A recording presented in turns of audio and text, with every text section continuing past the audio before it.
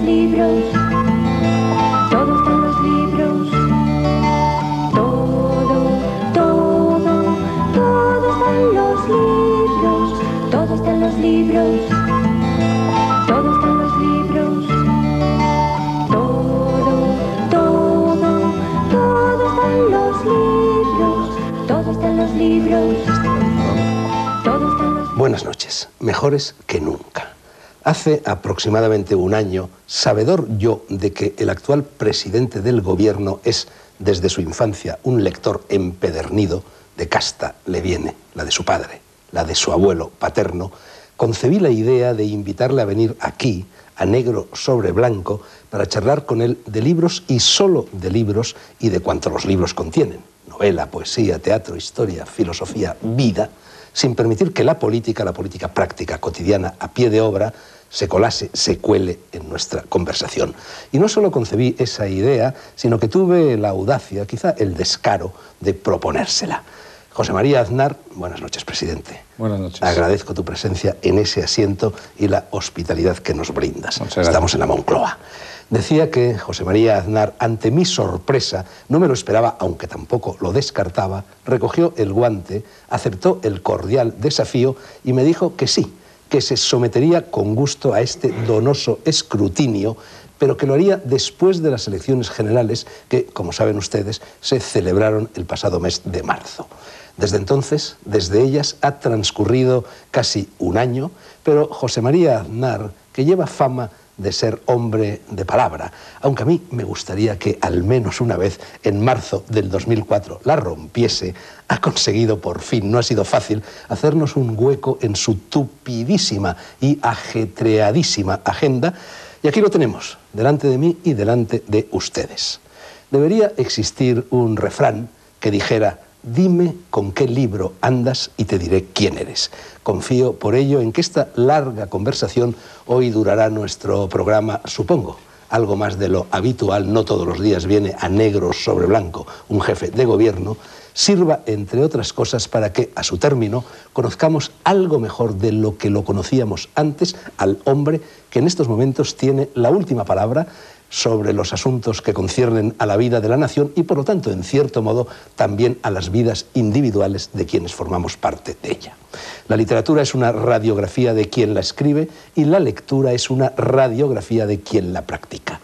Un lector en la Moncloa es, consecuentemente, el título que lleva este capítulo de Negro sobre Blanco, y antes de entrar en su meollo, me gustaría dejar constancia de que José María Aznar es, en mi opinión, un lector de temple excepcional, y no lo digo por cortesía ni por adulación, sino porque excepcional es el hecho suficientemente demostrado de que en días tan atareados, tan apresurados, como los que tanto para la princesa altiva como para el que pesca en ruin barca corren, todo un señor jefe del gobierno saque tiempo para leer con asiduidad, para estar al tanto de las novedades literarias sin por ello renunciar al libro de fondo y para acceder a hablar de ello en un programa de televisión como el que ahora empieza. Presidente, te propongo un juego, unas reglas de este juego, no lo interpretes como un desacato.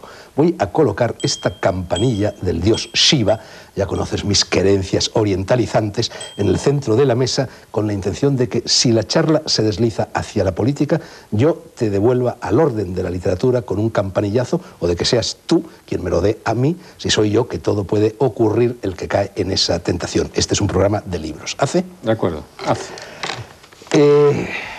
En estos retratos íntimos, Aznar, un hombre, un proyecto que publicó Plaza Janés hace ya bastantes años, alguien dice que uno de tus defectos consiste en que no te muestras cómo eres cuando hay cámaras. Presidente, aquí las hay, me gustaría que te olvidaras de ellas, lo intento con todos mis entrevistados y a veces lo consigo. Me defenderé de todo lo que fuera. También gentes muy cercanas a ti me han aconsejado que te haga preguntas difíciles porque te creces en el castigo. ¿Te las hago? Las que quieras, no hay ningún problema. Bueno, pues vamos a empezar por los libros que se han escrito sobre ti. Aquí tengo algunos de ellos. Pilar Cernuda, Fernando Jáuregui, Aznarmanía, Crónicas de un país que dicen que va bien, me parece que fue Temas de Hoy quien lo publicó. José Díaz Herrera e Isabel Durán, Aznar, La vida desconocida de un presidente en Planeta. No te voy a preguntar si estos libros y otros que tal bailan son buenos o malos, pero sí me gustaría saber hasta qué punto te reconoces o te desconoces en ellos.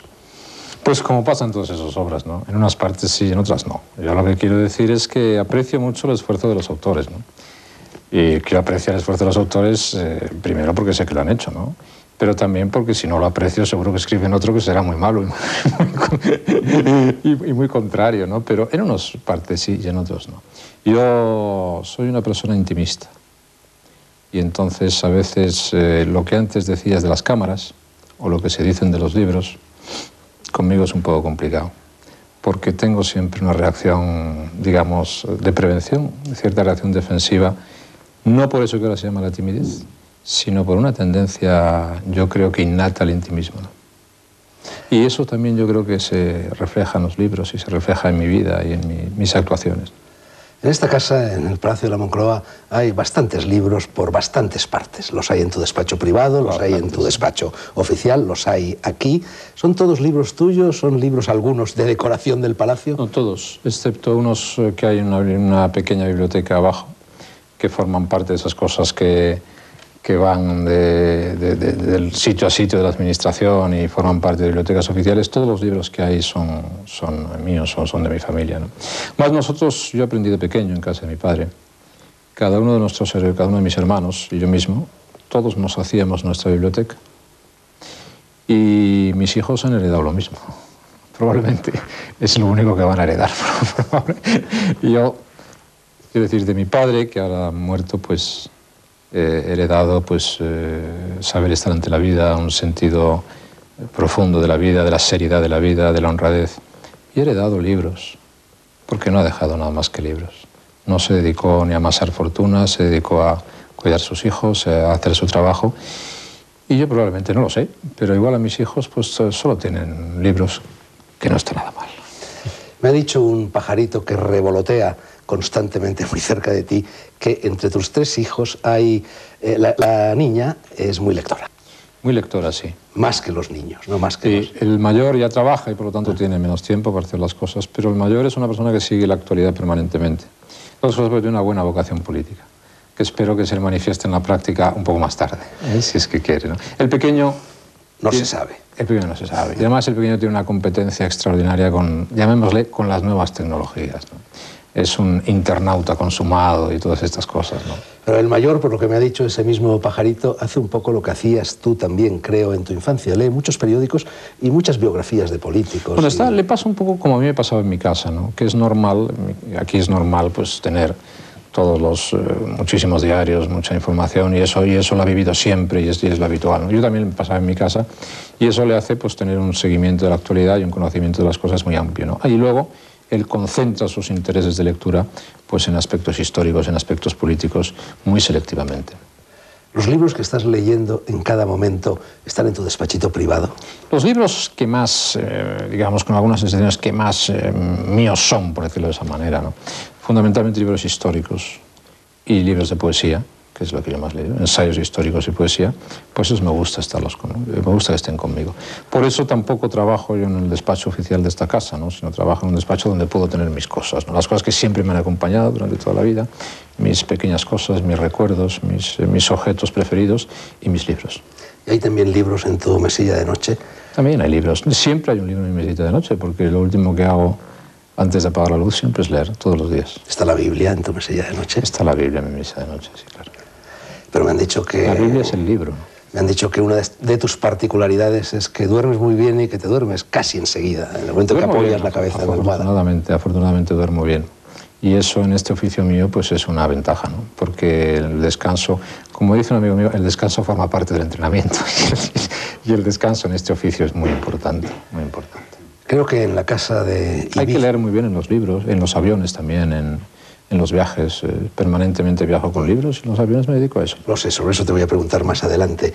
Decía que en la casa en la que naciste, en Madrid, en la calle de Ibiza, la misma casa, por cierto, en la que vivía Dionisio Ridruejo, luego hablaremos de él, tú no tenías que tener libros en la mesilla de noche porque dormías en la biblioteca. Es que nuestra casa era una casa, nosotros éramos, como digo, 4 hermanos, éramos 6 en la casa y la casa no era muy grande. Digamos, era una casa de tamaño normal.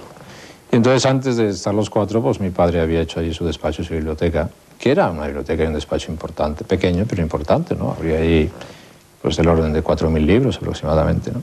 Y yo desde pequeño dormía allí. Ese era mi cuarto, ¿no? Y con mi hermano. Y tenía la ventaja de coger el libro que me daba la gana, ¿no? Incluso mi padre tenía libros prohibidos, incluso, claro, entonces, claro, ¿no? porque entonces, yo recuerdo muy bien, todavía existían listas de libros prohibidos y el índice y todas estas cuestiones que había entonces, ¿no? Y bueno, y en mi casa, mi padre, en las estanterías más altas, pues sabía de eso, ¿no? Y claro, lo que tiene que hacer un chico pequeño que duerme en esa biblioteca, pues es escalar a la parte más alta de la biblioteca a leer justamente lo que no debía, probablemente. Por aquel entonces, tu abuelo, don Manuel Aznar, ¿se había ido ya a la calle de Padilla? Sí, ya vivía en la calle Padilla. No, por aquel entonces, mi abuelo no había, estaba fuera de España, ¿no? Estaba, yo creo que en las Naciones Unidas, en Marruecos, en otros sitios, ¿no? Pero ya vivía en la calle Padilla. Sí. Hablemos un poco de los Aznar. Hubo un Aznar que fue almirante y se metió en política. Sí, pero no tiene nada que ver conmigo. El almirante Aznar fue el último jefe de gobierno Alfonso XIII, del rey Alfonso XIII. Y se decía que era un hombre que geográficamente venía de Cartagena y políticamente venía de la Luna. Y fue el que pronunció aquella frase famosa después del 14 de abril del 31, cuando le preguntaron qué había pasado y dicen, ¿qué quiere usted que haga en un país que se acuesta monárquico y se levanta republicano? Ese es el almirante Aznar, pero no tiene nada que ver conmigo, digamos. Es otra rama, es otra rama, ¿no? En cambio, digamos que los Aznar ricos no tienen que ver conmigo, y este Aznar, tengo que decir que, con todos los respetos, pero que en su trayectoria política o en sus días políticos, después del general Berenguer y después de la dictadura de Primo de Rivera, en aquellos momentos finales del régimen, bueno, pues le tocó una tarea de cerrar aquello, ¿no? Pero en cambio, tu abuelo, del que ya hemos hablado, ha salido su nombre a relucir, don Manuel Aznar, uno de los periodistas más importantes del siglo en España. Con él sí que tuviste bastante que ver, ¿no? Tuve mucho que ver. Tu padre también tuvo mucho que ver. Efectivamente. Y a veces, pues desgraciadamente, momentos trágicos, ¿no? Para tu padre, ¿no? Y para él y para España, ¿no? Pero sí, con mi abuelo tuve una gran relación, porque tenía una historia larga, muy, muy intensa, y un gran conocimiento del mundo y un gran conocimiento de los personajes. Y me interesaba mucho hablar con él, lo hacía muy a menudo, ¿no? Y él me sugería, me recomendaba lecturas, me recomendaba personas, me regalaba muchos libros. Todo aquello que él pensaba que podía ser útil, pues, para un chico de 17, 18 años que tenía entonces. Repasando la vida de tu abuelo para preparar esta entrevista, me ha llamado la atención descubrir que fue director técnico, antes de que llegara a ser don Manuel Aznar, de un periódico que se llamaba Euskadi. Sí, porque él fue de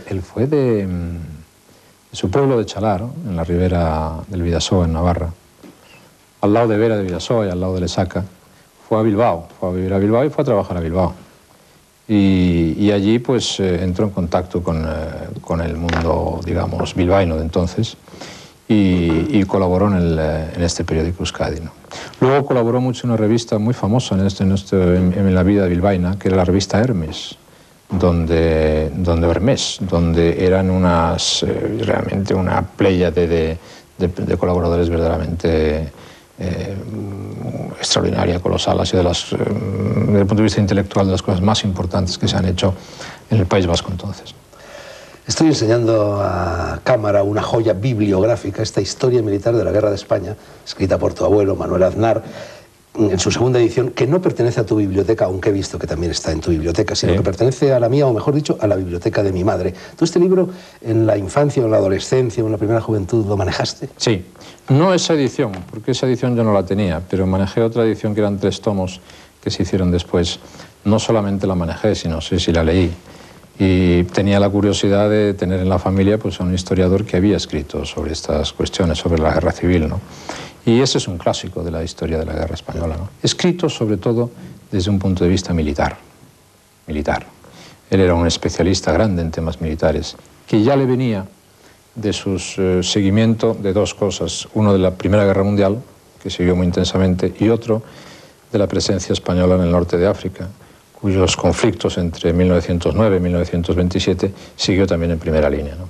Y de ahí le venían los conocimientos militares miembros, que luego se prolongó durante la Segunda Guerra Mundial, ¿no? Porque hay otra historia menos conocida, que es la historia de la Batalla de Francia, también escrita por él, también que tiene un contenido estrictamente militar. Él estuvo condenado a muerte en los primeros días o primeros meses de la Guerra Civil en los dos bandos. Él estuvo primero en Madrid bandos, y lo salvó Negrín, y luego en Valladolid. Sí, él era muy amigo de Negrín, y Negrín pues le salvó en aquellos primeros días tremendos que vivió España en aquellos años. Y luego en Valladolid pues también tenía sus enemigos y le quisieron, y estuvo encarcelado y estuvo condenado a muerte en los dos sitios. Sí. Él en Madrid estuvo en una checa, la checa de las 40 fanegas, y de allí lo sacó no solo Negrín, lo sacaron más bien los obreros de la compañía de tranvías. Pero ese no fue mi abuelo, ¿no? Fue mi padre. Ah, ese fue tu padre. El que estuvo en la checa fue mi padre, fue mi padre. Y le sacaron un piquete, por decirlo de esa manera, un comando, no sé cómo llamarle ahora, ¿no? De miembros de la FAI, anarquistas. Eran muy amigos de mi abuelo, porque mi abuelo era entonces secretario general de la Compañía de Tranvías de Madrid, y no me preguntes por qué, porque no tengo ni idea por qué era secretario general de la Compañía de Tranvías de Madrid. Pero entonces él les pidió ayuda, y ellos fueron a la checa y le sacaron literalmente a punta de pistola de aquella checa de la FAI. Después de la guerra, mi padre consiguió que el jefe del grupo que le salvó pudiese salir de España a Venezuela. Y el otro día, con motivo de su fallecimiento... nacidos y ser agradecidos. Bueno, y el otro día, con motivo de su fallecimiento en el entierro de mi padre, la hija de este hombre, de este anarquista español, que vivió durante muchísimo tiempo en Venezuela y que luego volvió a España, pues estaba ahí, en el entierro de mi padre. Y de entonces, todas estas historias y todas estas cosas, siempre mi padre y mi abuelo en todas esas historias me dijeron, aquello no debe volver nunca a repetirse. Hay una anécdota divertida dentro de lo que cabe, vista desde la perspectiva actual, siempre a cuento de la posible condena a muerte de tu abuelo, cuando estaba en Zaragoza y el capitán general o alguien así le dijo, usted ha sido director del Sol y yo lo voy a fusilar, y parece ser que estaba con Pla, y que Pla se asustó muchísimo y que tu abuelo lo paró y le dijo, no corras, que no pasa nada. Esa historia es verídica, ¿no? Y a mí Pla la contaba. Y a mí me la contaba algún amigo catalán. Yo creo que el último que se lo escuché fue a Baltasar Porcel, me la contaba. Justamente conmemorando un aniversario de Pla. Ellos fueron a ver al capitán general de Zaragoza. Y entonces se presentaron, ¿no? Y dijeron, yo soy José Pla, tal, pues, escritor, ¿no? Y mi abuelo dijo, pues yo soy Manuel Aznar, soy director del Sol. Y te dice, ¿usted es Manuel Aznar? Sí. ¿El director del Sol? Sí. Y el capitán general dice, pues yo a usted le voy a fusilar. Y entonces, claro, a partir de ese momento se quedaron mudos, se levantaron, salieron despacio, y cuando bajaban las escaleras, mi abuelo le dijo a Pla, sobre todo ahora no corras. Esa es la anécdota. Luego al final tuvieron que volver a marcharse para Francia y luego ya pudieron regularizar la vida, ¿no? Según me cuentan, bueno, estas son historias. Don Manuel Aznar, con esto que acabas de contar, presidente, era fiel a sí mismo, porque creo que a ti siempre, cuando eras niño, te decía, pase lo que pase, tranquilo. Consejo que has seguido durante toda tu vida. Siempre la teoría de las 3 P's, la paciencia, la prudencia y la perseverancia, ¿no? Él me decía, nunca se gana nada poniéndose en un nervioso. Tener tranquilidad por encima de todo es la mejor receta que puede tener un hombre público. Si algún día te dedicas a la vida pública, mantén siempre la tranquilidad. Suele decirse que tú heredaste el talante liberal de tu abuelo y la preocupación por lo social de tu padre. ¿Es así? Probablemente, pero en el ámbito de la familia, Aznar, siempre se ha vivido un espíritu sanamente liberal, ¿no? Digamos, en política internacional, mi familia en los conflictos internacionales era leadófila, de esa manera. Y desde el punto de vista de lo que es incorporación de doctrina de pensamiento, siempre se volvió en un terreno liberal, ¿no?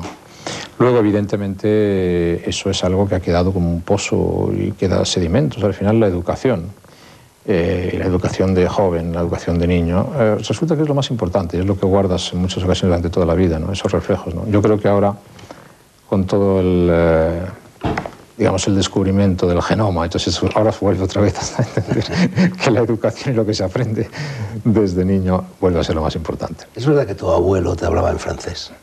Mi abuelo escribía conmigo en francés, sí. Porque en aquel entonces yo tuve la tentación, entre otras cosas, de ser... bueno, pues a lo mejor, ¿qué voy a hacer cuando termine la carrera? Y tal. Y dice, bueno, pues a lo mejor me dedico a la diplomacia, ¿no? Y entonces me escribía con él en francés, sí. Debo decir que él me escribía en un francés muy correcto y yo hacía lo que podía. Bueno, a cuento de esto, de lo que tú querías ser, parece que cuando iniciaste los estudios jurídicos, al fin y al cabo, tú venías de una familia, estabas rodeado de periodistas por todas partes, de gente de letras por todas partes, que los iniciaste con escaso entusiasmo y que en segundo o tercero tuviste la tentación de irte a letras. Digamos que yo he tenido siempre por la carrera de Derecho, por la carrera de Derecho, un respeto muy grande, pero un interés limitado, ¿no? Entonces, en tercero de carrera, pues yo la verdad es que no estaba a gusto, ¿no? Probablemente no estaba a gusto conmigo mismo en aquel tiempo. Y estuve a punto de pasarme a Filosofía y Letras, que estaba entonces aquí cerca, enfrente, ¿no? Enfrente de Derecho estaba la Facultad de Filosofía y Letras. Pero bueno, probablemente fue de esas tres la actitud de la prudencia. Y dice, bueno, ya yo voy a empezar una carrera, voy a dejar 2 años y medio de carrera, o casi 3 años de carrera que tengo hecho y tal, y aguanté ahí. Yo no tenía un interés grande por el ejercicio de la abogacía, entonces dije, bueno, primero terminaré esto y veremos a ver lo que pasa, ¿no? Y no me he ido mal. Bueno, tú siempre has sido una persona muy cuerda, muy prudente, nunca ha habido un gramo de locura. No, siempre ha habido gramos, sí, pero eso forma parte de ese capítulo intimista que me es muy difícil hablar de ello, ¿no? Bueno, hay gente que disfruta con eso. Yo tengo que decir que no. Volviendo y casi terminando a tu abuelo durante los 7 años, durante 7 años, coincidiendo más o menos con la dictadura de Primo de Rivera, se fue a Cuba, dirigió allí el Diario de la Marina. Dirigió el Diario de la Marina y dirigió otro diario que se llama La Nación. Y parece ser que tu padre el Diario de la Marina. Coincidió allí, me ha llamado la atención también este dato, coincidió con Fidel Castro en el colegio. Estudiaron en el mismo colegio, en el Colegio de Belén de La Habana, sí. ¿Y se acuerdan o se acordaban? Porque tu padre acaba de fallecer el uno del otro. No se acordaban el uno del otro porque han pasado muchos años ya, ¿no? Estamos hablando de los años 20, ¿no? Pero a mí me han escrito gente de La Habana que sí se acordaba de mi padre y de sus hermanos, ¿no? La hermana pequeña de mi padre es nacida en La Habana. Es nacida en Cuba, ¿no? Allí vivieron 7 años, ¿no? Yo he aprendido giros cubanos, palabras cubanas, la cubana, y he aprendido siempre a tener un gran amor por todo lo cubano, nacido de esa etapa, ¿no? Nacido de esa etapa y de las historias que mi padre me contaba, ¿no? Porque fueron años muy decisivos, fueron unos años pues de los 7 a los 14 años aproximadamente, de los 7 a los 15 años, ¿no? Y fueron años muy importantes. Ya sé que no te gustan, presidente, las preguntas íntimas. Estuve en su casa, ahora cuando estuve en La Habana, en la casa de la República Dominicana, estuve en la casa. ¿Se está viniendo abajo o está...? Me dijeron, la verdad es que la gente que estaba allí era una gente simpaticísima, extraordinaria, la gente que estaba en la calle cuando yo fui allí. Como suelen ser los cubanos, ¿no? Y las personas que vivían en el inmueble, pues digamos que les ayudé todo lo que pude, ¿no? Tampoco vamos a entrar en detalles, pero les ayudé todo lo que pude. Bueno, decía que te iba a hacer una pregunta íntima, aunque sé que no te gustan. Hace poco murió, desgraciadamente, tu padre, y yo te envié una tarjeta de pésame en la que te recordaba, no sé si llegaste a leerla o no, no sé si esas cosas llegan a los presidentes del gobierno, en la que te recordaba una frase de Simenón que decía, el mejor amigo de un hombre es su padre. ¿Lo fue para ti? Sí. Sí lo fue y siempre que tuvo ocasión de demostrarlo lo hizo, ¿no? Yo, por lo tanto, guardaré un recuerdo imborrable de mi padre, ¿no? De él se ha dicho, y tal vez con razón, ¿no?, que vivió entre medias de un padre muy relevante y de un hijo, digamos, popular.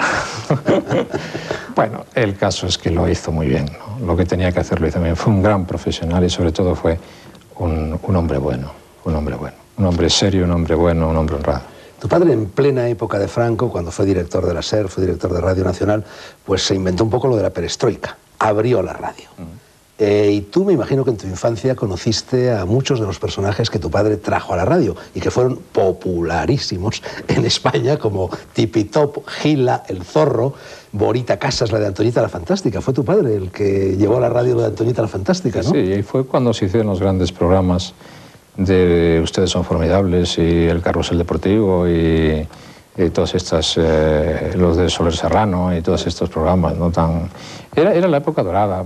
ahora es una época muy buena para la radio, ¿no? Pero entonces ya era la época dorada de la radio, no había televisión, ¿no? Y eso se prolongó hasta que en España el desarrollo económico permitió que las familias fuesen teniendo cada vez más aparatos de televisión, ¿no? Pero yo eso lo recuerdo muy bien, recuerdo toda esa gente, era la gente que aparecía muchas veces por mi casa, ¿no? Evidentemente, y para mí eso era una cosa absolutamente natural y normal, ¿no? Entre ellos el tío Guillermo, que era Guillermo Sautier Casaseca, el famosísimo autor de Amarrosa. Que me llevaba al fútbol. Llevaba al fútbol. Me llevaba al fútbol. A mí me impresionaba mucho, porque él era... Y fue por el cual, cuando veía... El presidente del gobierno en España es un personaje que tiene algunas dificultades, ¿no? Porque uno no puede decir... Todo el mundo le dice, tienes que ser lo más normal posible, ¿no? Pero luego no puedes decir quién es tu autor preferido, quién es tu equipo de fútbol preferido, ¿no? Pero él me llevaba al fútbol, ¿no? Y tengo un grato recuerdo de él y toda su familia, ¿no? Guillermo Sautier, ¿no? Era un personaje entrañable, ¿no? Y a mí me llamaba mucho la atención porque era muy amigo de los jugadores del Real Madrid entonces. Y ahora soy yo amigo suyo, ¿no? Y a algunos les dije, yo te conocí en el año 59, ¿no? Según tengo entendido, la voz de tu padre fue una de las pocas que desde el interior pidió a Franco que no fusilara la última tanda de fusilamientos. Sí, él siempre se mostró contrario a todo eso. Y lo pidió, y lo hizo, y a mí me parece muy bien que lo hiciera, ¿no? Entre otras cosas, por eso que he dicho antes, ¿no? Porque todo aquel capítulo había que superarlo definitivamente. Lástima que no le escucharan. Bueno, tengo aquí unos cuantos tebeos. Me imagino que cuando el tío Guillermo Sautier Casaseca te llevaba al fútbol era cuando tú leías El Jabato, Hazañas bélicas, estos que son joyas bibliográficas. Sin Dios y sin patria. No sé si es un título muy acorde con... No, pero yo me recuerdo sobre todo Hazañas bélicas. Bueno, Sin Dios y sin patria es de Hazañas bélicas también, ¿eh? Hazañas bélicas, sí. Pero es un... Yo recuerdo muy bien los del Jabato, los de Hazañas bélicas, y el Capitán Trueno, que era otro de la época que era muy bueno, Capitán Trueno, sí. Fue tu... Esos costaban poco menos de un duro, menos de 5 pesetas, 2 pesetas costarían, una cosa así, ¿no? Y eso se compraba los domingos. Cuando en esas épocas mi madre me daba 2 duros. 2 duros a la semana. Sí, 2 duros los domingos. Le llamábamos la propina del domingo. ¿En qué te los gastabas ya que has sacado todo en tebeos? En eso. Bueno, ¿fue tu abuelo, don Manuel Aznar, el que te inculcó el interés por Azaña? Sí. Yo tengo aquí, en realidad no son míos, son tuyos, 4 volúmenes de obras completas de don Manuel Azaña, que creo que te regaló tu mujer, Ana Botella, sí, cuando el 25 aniversario o algo así, y que se fue a comprarlos a la Cuesta de Moyano, y que le costaron 8.000 pesetas. Eso es. Es que esa edición en España no se encontraba, la edición Oasis de México no se encontraba, y bueno, porque eran unos años complicados, por decirlo de esa manera, en el régimen anterior, ¿no? Y yo tenía mucho interés, siempre he tenido un interés histórico grande por esa etapa de la vida española, y muy especialmente por el personaje de Manuel Azaña, ¿no? Entre otras cosas, porque tenía una idea de España, y que se podrá estar de acuerdo o en desacuerdo, pero tenía una idea de España. Bueno, aquí tengo un libro escrito por ti, La España en que yo creo, discursos políticos, los comprendidos entre 1990 y 1995, editorial Noesis. Yo no voy a hablar del contenido del libro, pero sí del título. Yo creo en España. Y por eso me preocupo de las cosas que afectan a la historia de nuestro país. Y por eso hablo permanentemente del futuro de nuestro país. Creo en España. Y como decía Azaña, me siento naturalmente español.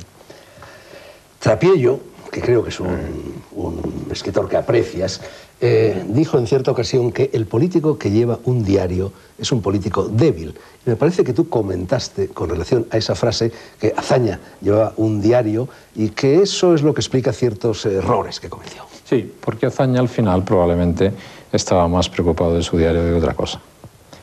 Él, tengo que decir que intelectualmente yo creo que era el más completo de aquella generación, que tenía una sólida visión de España. En mi opinión hizo un ejercicio político incorrecto, equivocado, y luego evidentemente él construyó un personaje, construyó una historia, construyó una literatura fantástica. La visión de la lectura de los diarios de Azaña es absolutamente indispensable para comprender la España de entonces, ¿no? Y buena parte, en gran medida, la España de ahora, ¿no? Y nuestros problemas, ¿no? Pero yo no llevo diario, ¿no? Por eso, ¿no? Yo creo que un gobernante en ejercicio es prácticamente imposible que pueda dedicarse razonablemente a escribir un diario, ¿no? En tu famoso cuaderno de tapas azules no hay la más mínima anotación personal. Te diría dos cosas. Los cuadernos de tapas azules existen. Y existen muchas anotaciones de cosas que tengo que hacer. Ya. Pero no existen impresiones de todos los días. No lo hago. No lo hago. No sé si seré capaz algún día de todo lo que puede haber archivado, todo lo que puede haber anotado, procesarlo, ¿no? Pero no lo hago. Creo que además cuando se está en el ejercicio del gobierno no se debe hacer. Tú eres gran lector, me parece que ya lo hemos dicho, y si no lo decimos ahora, de biografías políticas. La de la Thatcher, la de Mitterrand, la de quien sea, y de memorias. Pero Ana me ha dicho tajantemente que tú jamás escribirás un libro de memorias. No sé si estás de acuerdo con tu mujer. Por eso probablemente, no sé. Yo creo que... Un libro de memorias no es un diario, presidente. Bueno, pero si se hace, pero para construir un libro de memorias es importante llevar en gran medida un diario, ¿no? Que luego te puedes reconstruir, hacer las memorias, pero si no las cosas al final se olvidan, ¿no? Hay muchas veces... Es distinta esta época anterior, ¿no? Porque en el año 30 y tantos había otros problemas, pero se vivía mucho más despacio. Uno ve los horarios de los gobernantes de los años 30, los años 20 y no se lo crea en este momento, ¿no? Ahora es imposible, ¿no? Ahora es un vértigo de tal magnitud que no es posible, ¿no? Entonces, cuando uno escribe unas memorias, tiene que decir, bueno, yo tengo que manifestar una visión concreta de un momento histórico determinado, o tiene que hacer otro pensamiento. Igual hago una faena si cuento algunas cosas a los que vienen detrás, ¿no? Y yo, en ese caso, soy bastante cauteloso también. Y sin embargo, no escribes diarios, no vas a escribir un libro de memorias, pero sí has escrito, no sé si lo sigues haciendo, poesías. Poesías que no enseñas a nadie, casi ni a tu mujer. No, y que de vez en cuando todavía las destruyo. Pero por ese carácter intimista. Admiro muchísimo a los poetas, ¿no? Como estaba leyendo ayer, estos días, volviendo de Israel, leyendo un libro sobre reflexiones sobre la poesía de René Menard, que me han mandado esta Navidad, que dice que la poesía es la galaxia que brilla con más fuerza en el cielo del ser humano, ¿no? Y probablemente sea cierto, probablemente sea verdad, ¿no? Pero admiro mucho a los poetas, y admiro mucho a los poetas que son capaces de publicar sus poesías, probablemente porque son buenas y las mías son malas. Pero cuando empezaste a salir con Ana, creo que también le dedicabas poesías, y supongo que esas sí se las dejabas leer. No, yo supongo que se las habré quitado. No, sí, leerlas sí las leía, ¿no? Lo que no se las dejaba es guardar, probablemente. ¿Salgari fue otra de tus lecturas infantiles? No demasiado, tengo que decir. ¿Tintín? Tintín mucho más. Y Guillermo, que a los hombres de mi generación nos marcó, yo creo que vosotros ya no llegasteis, ¿no? Es que tú eres ligeramente mayor que yo. Algo un mayor, poquito. sí. Bueno, por aquí tengo un libro que te marcó. Los cipreses creen en Dios, y esta edición, que es la tuya, lleva una dedicatoria del autor a José María Aznar, el más joven lector que tengo en España con mi amistad. Barcelona, 1965. Tenías entonces 11 años o algo así. Tenía entonces 11 años y 12 años. ¿Te lo leíste de verdad? ¿Entero? Sí, el año anterior. El año anterior. Y luego... Eso tiene una historia, que es una historia breve y curiosa. Y es que estando en Nerja, en el parador de... Ramón Serrano Suñer. Ramón Serrano Suñer. Suñer. Ramón Serrano Suñer. Yo le conocí, pues eso, con 11, con 12 años, ¿no? Y me vio con el libro.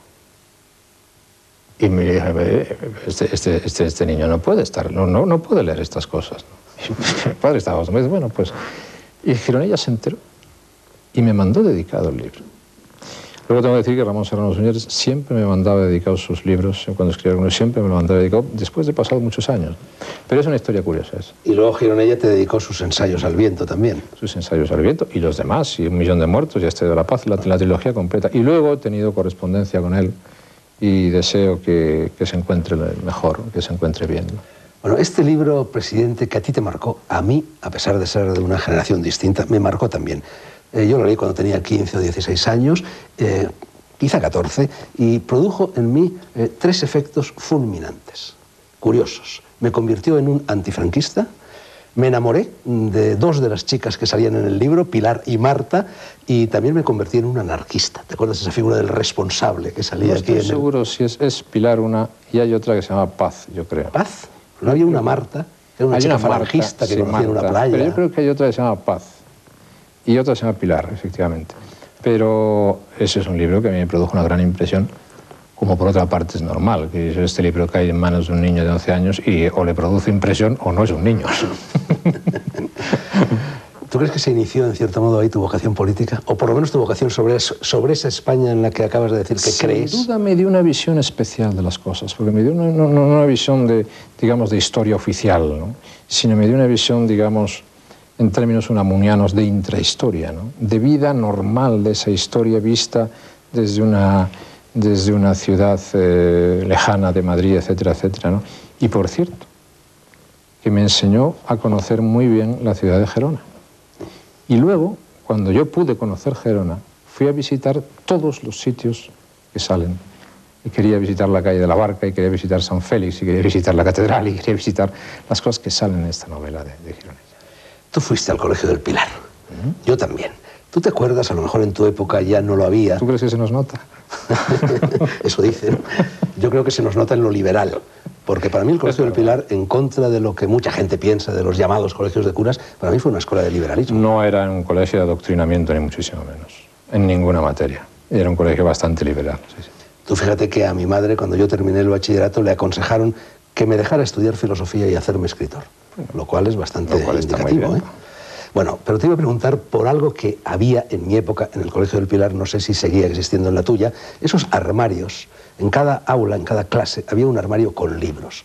Y el viernes por la tarde ese armario se abría y esos libros, eran novelas, en fin, había un poco de todo, se prestaban a los niños nos lo llevábamos. Yo no conocía aquello ya, Fernando, no conocía aquello. Entonces había una biblioteca, en el colegio, y tú te podías llevar libros a casa de la biblioteca y devolverlos, ¿no? Claro, el problema que yo tenía, yo no lo usaba mucho, ¿no? Porque he hablado antes. Tú tenías, claro, todos los libros en casa, ¿no? Bastante biblioteca en casa, ¿no? Pero sí lo usaba. Pero ya no existía eso en mi etapa en el colegio, ¿no? Ya no existía eso. ¿En tu época se jugó? Sí. Yo estudié letras, ¿no? Estudié letras desde que tenía 14 o 15 años, ¿no? Y a mí me ha ayudado mucho en la vida eso, ¿no? El conocer la cultura clásica, haber estudiado latín, haber estudiado griego, haber estudiado filosofía. Eso me ha ayudado mucho en la vida, ¿no? Por eso cuando hablabas antes de biografías, no solamente son biografías modernas, es decir, la historia clásica, estudiada y complementada con la lectura cuando estudiabas griego, o la historia clásica romana después de estudiar latín, pues eso es, desde el punto de vista de formación humanística, sin duda un activo que yo siempre he procurado mantener en mi vida, ¿no? Tú naciste a 100 metros de donde nací yo. Yo nací en la calle Lope de Rueda de Madrid, tú naciste en la calle de Ibiza. Y en mi época todavía... Viví en la calle. ¿Viviste? ¿No naciste allí? Según me cuentan, nací en la calle Claudio Cuello, me parece. Bueno, cerquita también. Cerquita también, sí. Bueno, en mi época todavía los niños jugábamos en la calle. ¿En la tuya también? Sí, claro. ¿Tú jugabas en la calle de Ibiza? Sí, claro, jugaba en la calle de Ibiza. Estaba cerca del Retiro, además. Y jugaba a la salida del colegio. Aquel colegio, que era un colegio tan famoso, nosotros teníamos que ir a hacer deporte. Por ejemplo, no teníamos un campo de fútbol. No había, ¿no? Estaba el solar. Bueno, estaba el solar, que era una cosa que iba así, y que cuando tocaba jugar cuesta abajo, tirabas muy fuerte. Cuando tocaba jugar cuesta arriba, solamente podían tirar los gordos y los grandes, ¿no? Porque si no nos subía más mérito. Pero íbamos a hacer deporte a unas instalaciones municipales que había en el cuartel de la montaña, el viejo cuartel de la montaña, aquí cerca, en Moncloa, donde está el templo de Devot ahora, en Madrid, o al Retiro, o a la Chopera del Retiro, que no sé si sigue existiendo, no sigue existiendo. Había unas instalaciones municipales donde íbamos a correr y a hacer deporte, ¿no? Porque tampoco hacíamos gimnasia en el patio del colegio, ¿no? Vestidos. Con la ropa que íbamos de casa nos tirábamos ahí en el patio, después de haber pasado 2000 por allí, ¿no? Las chicas llevaban pololos en aquella época cuando... Sí, pero no había chicas en el colegio entonces. Por supuesto. No había chicas. Presidente, en esa casa de la calle de Ibiza en la que no naciste, pero sí viviste, vivía también Dionisio Ridruejo. Y tú en cierta ocasión me contaste que de niño espiabas las personas que entraban y salían de la casa de Dionisio Ridruejo. Yo mismo entre ellos, íbamos allí todos a conspirar contra Franco, ¿no? Sí, yo estaba pendiente de eso, porque además era una cosa curiosa. Mi padre y Dionisio Ridruejo se conocían desde antes de la guerra, ¿no? Y tenían una amistad grande desde antes de la guerra. Y cuando Dionisio Ridruejo tenía dificultades, multas, el régimen le multaba, pues le sancionaba, y no tenía dinero para pagar, porque no era hombre de fortuna, pues él los muebles los subía para mi casa, para que no se los embargasen. Pero yo llegaba a mi casa y decía, bueno, metía todos los que podía, ¿no? Entonces veía toda mi casa llena de muebles y decía, ¿pero por qué son estas cosas? Pues son los muebles de Dionisio Ridruejo. Y luego veía muchas veces, al bajar de casa, los coches de la policía de entonces, la Brigada Político-Social de entonces, eran unos coches grises, muy alargados, que pasaban allí días y días esperando. y vigilando quién entraba, y vigilando si venía Dionisio Ridruejo, si no venía Dionisio Ridruejo. Y yo he estado muchas veces con Dionisio Ridruejo, afortunadamente. Tengo un grandísimo recuerdo de él. Excelente escritor, magnífico poeta y una gran persona. Realmente un hombre honrado, un hombre limpio, un hombre cabal, ¿no? ¿Tú crees, como lo creo yo, que en los primeros años después de la muerte de Franco, cuando la democracia se echó a andar, hubo dos muertes catastróficas para la democracia? Una fue la de Dionisio Ridruejo y otra fue la de Joaquín Garrigues Walker. Cualquier muerte es una catástrofe. Todas las muertes son. ¿Conoces alguna muerte que no sea una catástrofe? Todas las muertes son una catástrofe. ¿Tú crees que Dionisio hubiera jugado un papel importante en la política o se hubiera quedado descolgado de ella como le pasó a otras personas, que también parecía que lo iban a jugar? Joaquín Ruiz Jiménez, por ejemplo. Yo sinceramente creo que Dionisio Ridruejo formaba parte de una etapa de la vida española superada en aquel entonces. Él podía ser inspirador, él podía ayudar, él podía sugerir, pero lo mismo que le pasó a Ruiz Jiménez, lo mismo que les pasó a José María Gil Robles, lo mismo que le pasó a tanta gente. España había cambiado mucho, los españoles querían ver cosas nuevas, caras nuevas, actitudes nuevas. Sinceramente creo que eso. Estaba buscando y por fin lo he encontrado, un libro maravilloso, extraordinario, que tiene mucho que ver con Dionisio Ridruejo, que fue quien lo tradujo al castellano, que tiene mucho que ver con tu familia, porque era amigo de tu padre y amigo de tu abuelo, y que tiene también mucho que ver contigo. El cuaderno gris de Josep Pla. Sí. Yo admiro mucho a Pla, tengo las obras completas de Pla, he leído mucho sobre Pla y de Pla, y he hecho algo más, que es hacerme la ruta de Pla. Yo he estado en Gerona con algunos amigos recorriendo los territorios de Pla, ¿no? Y todavía me queda una cosa que hacer, porque la vieja casa de Pla, sé que hay algunas instituciones que la quieren reformar y quieren ampliar, etcétera, etcétera, y estamos contribuyendo un poco a ello, ¿no? Espero volver pronto por allí. Creo que te llevó a la casa de Pla la misma persona que me llevó a mí también, Luis Racionero, que es de la zona. Con él estuve en la zona, sí, recorriendo la Ampurdán. Oye, ¿y es verdad que en la biblioteca de tu padre había un libro de Pla dedicado a tu padre, donde le daba las gracias Pla a tu padre por las correcciones de estilo interno y externo, sí, interior y exterior? Eso es verdad, yo lo he visto y allí debe estar en la biblioteca. Es de los grandes personajes que ha dado la literatura española en este siglo, Pla. Y debería ser más leído de lo que es. Yo he contribuido en la medida de mis posibilidades en el centenario de Pla, digamos, a hablar de Pla, a referirme a Pla y a ocuparme de Pla, ¿no? Pero debía ser más leído Pla de lo que es. Ha salido ya a reducir un poco el sesgo, pero hablemos un poquito más de dónde sacas el tiempo para leer y de cuáles son los hábitos de lectura. Parece ser que tú siempre llevas un libro debajo del brazo. Yo no tengo hábitos de lectura. ¿Lees donde puedes? Yo leo donde puedo, cuando puedo y lo que puedo. Es decir, lo que en un momento determinado me interesa, ¿no? Me es muy difícil, nunca he tenido un orden sistemático de lectura, ¿no? Puedo pasar de leer, qué sé yo, pues a Plutarco a leer uno de los últimos libros de actualidad, ¿no? Probablemente a ojearlo por lo menos, ¿no? Pero nunca he tenido hábitos sistemáticos, ¿no? Sistematizar las cosas. Supongo. Menos últimamente, que tengo que decir que le he dedicado el tiempo al siglo XIX español, ¿no? Y a la Restauración. Sí, por distintas razones, ¿no? Pero le he dedicado algo tiempo a eso. Supongo que en esas lecturas de Plutarco no recuerdas una frase que escribió Plutarco. Decía, a los animales herbívoros, si se les da carne, se vuelven locos. Sí. Literalmente. Eso está de lo cual se deduce que hay locuras que ya tienen años, ¿no? Que ya tienen años, que son antiguas. Bueno, en cualquier caso, ¿es verdad o no que casi siempre sales con un libro en la cartera, en el bolsillo, donde puedes? Siempre. Leo en el coche, en los trayectos cuando voy en el coche, y leo en los aviones permanentemente, y leo aquí en casa cuando puedo, sí. Y marcas continuamente con papelitos tus libros, sí, que parece ser que luego llega Ana y te los desordena. Sí, es uno de los signos que uno tiene en su casa, ¿no? Y no me quejo de nada. Muchos de tus libros están subrayados, están anotados, al margen, pie de página, etc.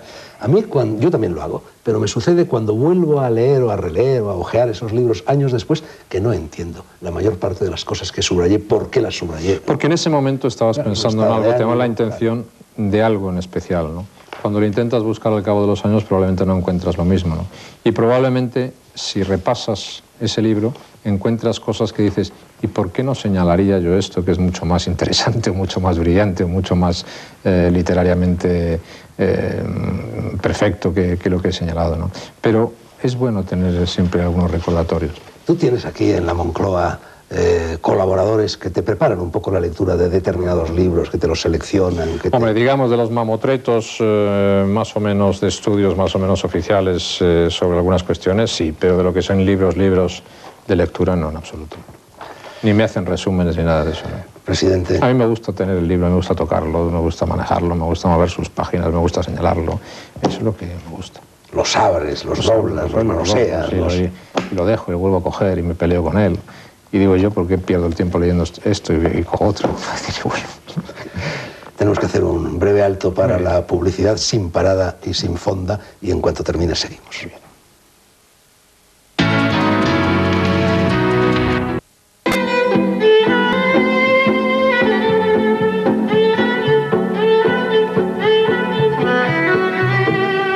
Negro sobre blanco. Estamos hablando de libros y solo de libros con José María Aznar, presidente del gobierno español.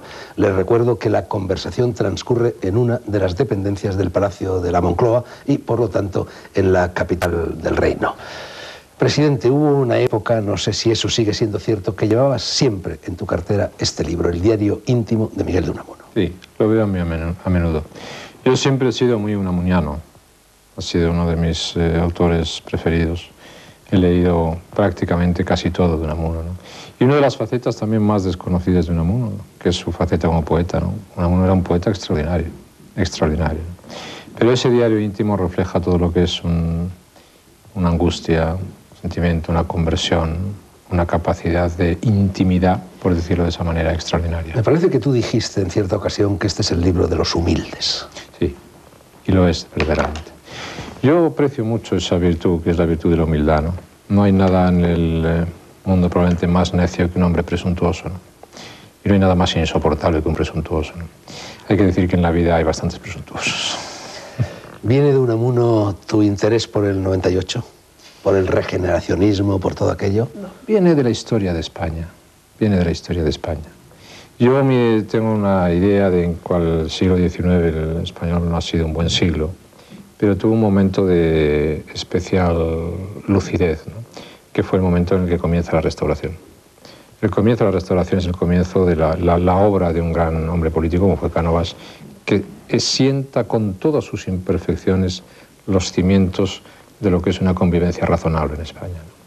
Y yo a eso le doy una gran... Luego, a partir de ese momento, toda la trayectoria de la Restauración es sin duda apasionante, y Unamuno es uno de los reflejos más importantes de ella, ¿no? Durante todo lo que llevamos de entrevista, he notado en ti, presidente, cierta impaciencia, como pidiéndome que habláramos de poesía. No. Que es de todos los géneros literarios quizá el que más te toca. Yo, si fuese impaciente, se me notaría. Yo creo que no lo soy. Y menos en este programa. Tu mujer dice, presidente, que tú lees poesía sin parar. Incluso en cierta ocasión, en las elecciones del 93, que no ganaste, se asombraba de que cuando ibas con la avioneta de aquí para allá para los mítines, ibas con esa pachorra o flema británica que te caracteriza leyendo poesía en el avión. Bueno, y que si me gusta, ¿por qué no lo voy a hacer? Yo tenía que dar un mitin, mientras iba en avión a dar el mitin, tenía que aprovechar el tiempo, y el tiempo lo he aprovechado leyendo poesía. Bueno, también podía repasar las ideas. Hay quien hace crucigramas, hay quien hace... No sé, no, las ideas las tenía muy claras, ¿no? Y hacía lo que me interesaba, ¿no? Que era en ese momento leer poesía, aprovechar el tiempo, ¿no? No me gusta perder el tiempo, no me gusta ni perderlo ni que se me haga perder el tiempo, ¿no? El tiempo es muy escaso y es un bien extraordinariamente preciado. Y tengo poco tiempo y entonces lo quiero aprovechar al minuto, ¿no? Eso me hace vivir probablemente demasiado deprisa. Bueno, yo hablando de poesía tengo aquí una sorpresa, la saco como un prestidigitador saca un conejo de su chistera, y es este cuadro que yo tengo enmarcado, el if, el sí, de Kipling, y que parece ser que tú también tienes enmarcado, lo tenías detrás de una maceta en tu despacho de Génova, y te lo has traído aquí a la Moncloa. No sé si estaba detrás de una maceta, pero está aquí conmigo, siempre está conmigo, ¿no? Yo tengo un libro de Kipling que me escribió y me regaló este gran personaje castellano que es Joaquín Díaz, ¿no? Él me lo escribió con su letra, me lo dio, yo lo conocí hace muchos años, ¿no? Pero es una gran guía de la vida, ¿no? Es la gran guía de la humildad, de la tranquilidad, ¿no? Y del procurar hacer bien las cosas. Si guardas en tu puesto la cabeza tranquila cuando todo a tu lado es cabeza perdida, si tienes en ti mismo una fe que te niega y nunca desdeñas las dudas que ellos tengas, etcétera, etcétera, etcétera. Yo lo releía, aunque me lo sé de memoria, para preparar esta entrevista y decía, bueno, muchos de los versos, muchas de las estrofas que hay en este poema parecen una descripción de tu carácter y también de tu estilo político. Eso que acabas de decir, si guardas en tu puesto la cabeza tranquila cuando todo a tu lado es cabeza perdida, si tienes en ti mismo una fe que te niegan, si esperas en tu puesto, sin fatiga en la espera, si alcanzas el triunfo, si llega tu derrota y a los dos impostores los tratas de igual forma, si logras que tus nervios y el corazón te asistan, aún después de su fuga de tu cuerpo en fatiga, si hablas con el pueblo y guardas tu virtud, si marchas junto a reyes con tu paso y tu luz, si nadie que te hiere llega a hacerte la herida. Tú lo leíste de niño ya. Lo leí de niño y siempre me ha acompañado. Y ahí están unas claves de eso que se puede encontrar en gran medida, como la verdad, ¿no? Digamos que uno puede vivir entre focos, entre grandes cámaras, entre la gente, que un intimista como yo pues vive desde hace muchos años abierto a todo, digamos, a la vida pública, ¿no? Y con responsabilidades de gobierno. Y al final uno dice, y bueno, ¿y la verdad dónde está? Bueno, pues eso ayuda a descubrir la verdad. La lectura de Leaf de Kipling te sirvió. Kipling es un gran poeta, por cierto, ¿eh? De estas cosas absurdas y de sectarismo que hay todavía en la vida cultural española, ¿no? Y en la vida cultural en general, que hay mucho sectarismo y bastante rencor, ¿no? Y una vez manifestando mi admiración por Kipling, ¿no? Alguien me dijo, eso no lo debes decir porque es un poeta imperialista. Y dice, que sea imperialista o no sea imperialista es un problema de Kipling. El mío es si me gusta o no me gusta la poesía de Kipling, ¿no? Que realmente tiene poemas extraordinarios. Presidente, te aseguro que ya se puede decir que te gusta Kipling sin que te tilden de imperialista. Bueno, y si no para mí es uno de mis escritores favoritos, como lo era también para Borges. Y si no se pudiera decir, lo diría también. Bueno, ¿te sirvió para algo la lectura del Sí de Kipling el día del atentado? En tu subconsciente. Digamos que cuando se me pregunta, bueno, ¿cómo es posible que reaccionases como reaccionaste? Pues es que reaccioné como soy. Por tanto, no tiene ningún mérito, si me permiten. Reaccioné como soy. No tuve que añadir nada ni quitar nada. Todo fue, en mi reacción, una cosa absolutamente natural, ¿no? No podría comportarme de otra manera, porque no sé comportarme y hacerlo de otra manera. No sirvo para sobreactuar, Fernando. Pero yo como escritor... Conozco a muchos colegas míos políticos que sirven para sobreactuar y disfrutan, ¿no? Yo no. Yo ahora mismo estoy viendo de reojo pues muchas cámaras por los lados y tal, y diciendo, bueno, yo me olvido de ellas, pero hay algunos que disfrutan en la actuación, yo no. Yo como lector y como escritor quiero creer que el gusanito de Kipling, sin que tú te dieras cuenta, el gusanito de tus lecturas, estaban brujuleando dentro de ti en ese momento y en otros momentos. No, porque ahí hay dos cuestiones importantes que siempre surgen, ¿no? Una es decir, uno, mi familia, que esté tranquila. Dos, el país, que sepa que no me ha pasado nada. Y si tú no estás tranquilo, de nada sirve eso, ¿no? Lo importante es que la gente te vea tranquilo y seguro. También es verdad que eso requiere, pues no lo voy a negar, ¿no? Cierta fortaleza interna y ciertas convicciones profundas, ¿no? Y eso siempre es bueno tenerlo, ¿no? La intolerancia, y a eso lo sabe bien uno de mis filósofos favoritos, Popper, la intolerancia nace justamente de la falta de convicciones. Y la tolerancia justamente es la transacción de las convicciones, ¿no? Pero el riesgo mayor de una sociedad, de intolerancia en una sociedad, es cuando la sociedad es una sociedad sin convicciones. Que no es necesario creer en nada, que no es necesario pensar nada, que no es necesario reflexionar en nada. Ese es el gran riesgo de la sociedad intolerante. Al sacar a relucir a Karl Popper, he pescado aquí en la mesa este libro, Papeles de la Fundación FAES, que tú pusiste en marcha cuando estabas todavía en Valladolid.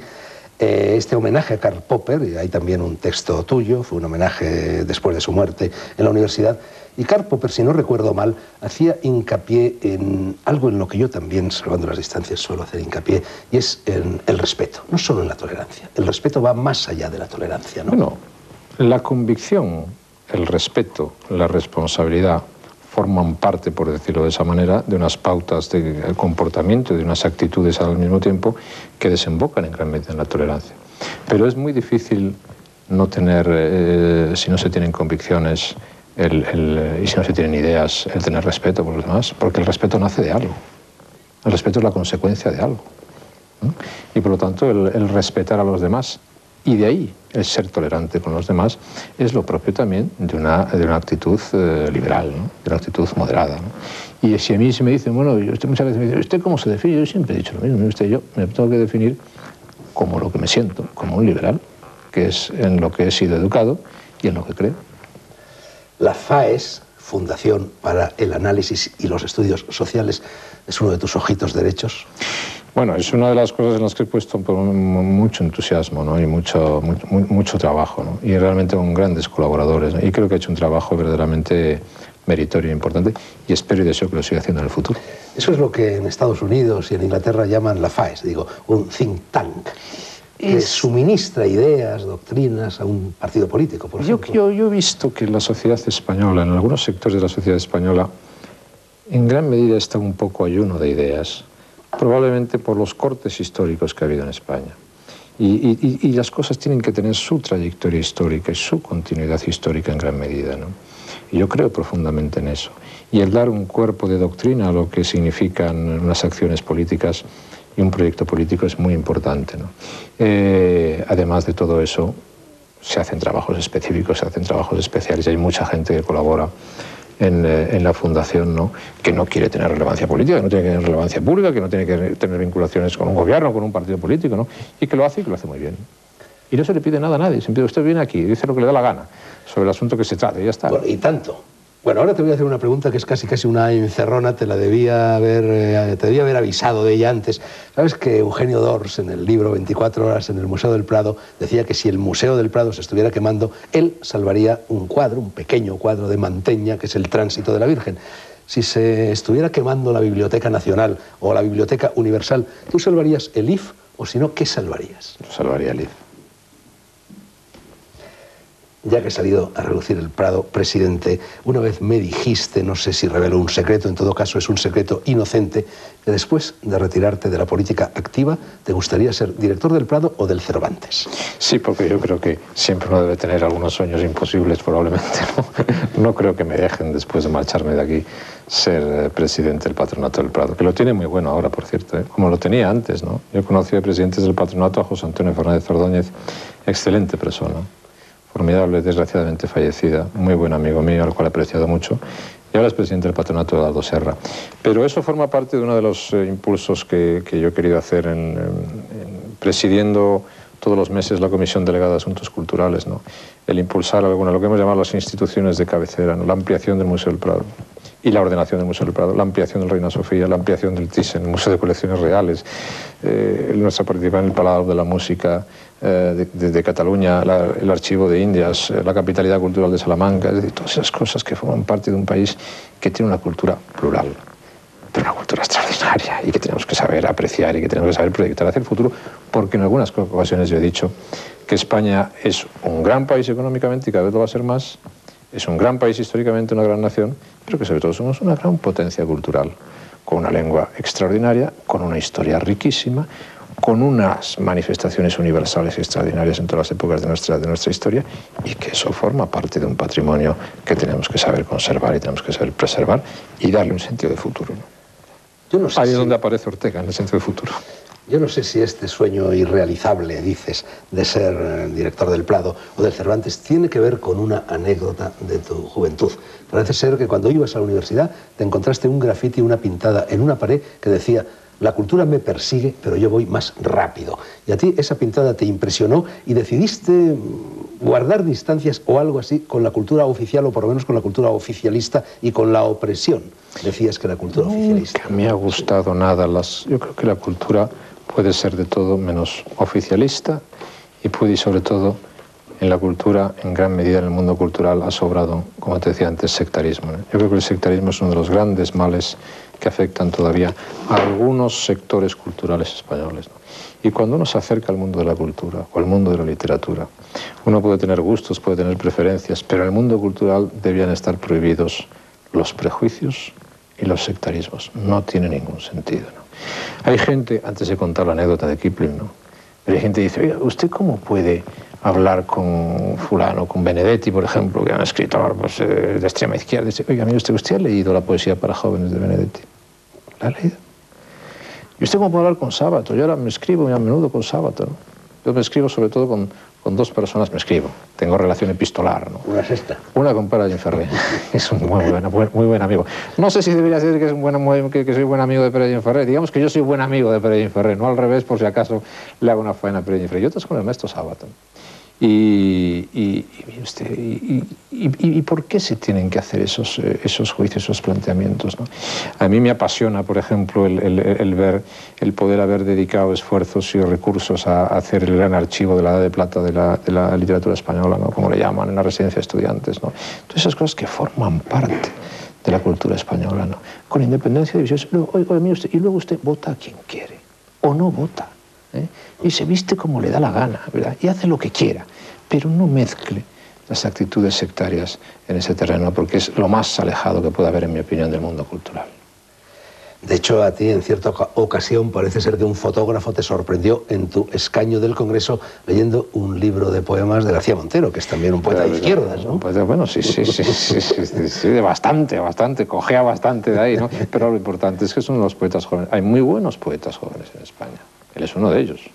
Felipe Benítez Reyes, Antonio Jiménez Millán, tantos otros, ¿no? Que me perdonen los que no cito.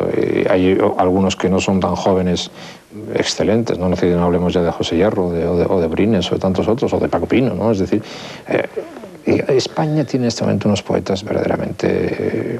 Siempre los ha tenido, ¿no? Siempre los ha tenido. Tenemos una primera edición de Lorca, nada menos, del Romancero Gitano. No sé si es primera edición o por lo menos edición. Es primera edición. Es primera edición. Es primera edición del Romancero Gitano, sí. Es primera edición. ¿Te lo regalaron o no? Esto sí me lo regalaron, sí, me lo regalaron. Es una primera edición, sí. Lorca, el centenario de Lorca ha sido un éxito y yo me alegro mucho que haya sido de esa manera, ¿no? La Fundación Lorca hace una gran tarea. La Huerta de San Vicente en Granada hace una gran tarea, ¿no? Y la familia Lorca pues es una familia que se preocupa mucho y muy bien del legado de su tío, de su abuelo, etcétera, o de su hermano, porque la hermana de Federico García Lorca, Isabel García Lorca, todavía vive y ojalá viva muchos años, ¿no? Extraordinaria mujer, por cierto. Dicen por ahí en los mentideros literarios que además de cartearte, y me imagino que le verás de vez en cuando con Pere Gimferrer, mantienes con él controversias poéticas. Hombre, y tanto como controversias políticas no, porque me ganaría, a mí no me gusta que me ganen, ¿no? Pero me gusta verle y hablar, ¿no? Él me hablaba mucho, por ejemplo, de su gran amigo Octavio Paz, ¿no? Persona a la que yo conocí y traté en México, aquí en México y en España, ¿no? Excelente, magnífico escritor y poeta, ¿no? Pero Pere Gimferrer es de los grandes poetas, de los grandes literatos que tiene la España actual, ¿no? Ya que seguimos en el territorio sagrado de la poesía, presidente, creo que Jordi Pujol, en los días difíciles del 96, los que siguieron a tu triunfo precario en aquellas elecciones generales, te regaló, y algunas personas dicen que te lo regaló con mala intención, probablemente no lo sé, este libro de poemas del poeta catalán Foix, Solo y dolido. Sí, me lo regaló después de las elecciones del 96, pero con motivo del día del libro y la Rosa que celebran en Barcelona, que es magnífica iniciativa. Y él siempre creo que regala un libro con motivo de ese día, y ese año me regaló ese libro. Pero no respondía, que no era mala intención.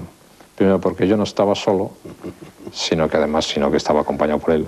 Y además porque no estaba dolido, estaba encantado porque había ganado las elecciones. O sea que excelente escritor Foix, ¿no? Recientemente estuve con su editor y tengo todas las obras de Foix, que me tuvo la amabilidad de regalármelas cenando en Barcelona, ¿no? Excelente y muy interesante escritor Foix y poeta.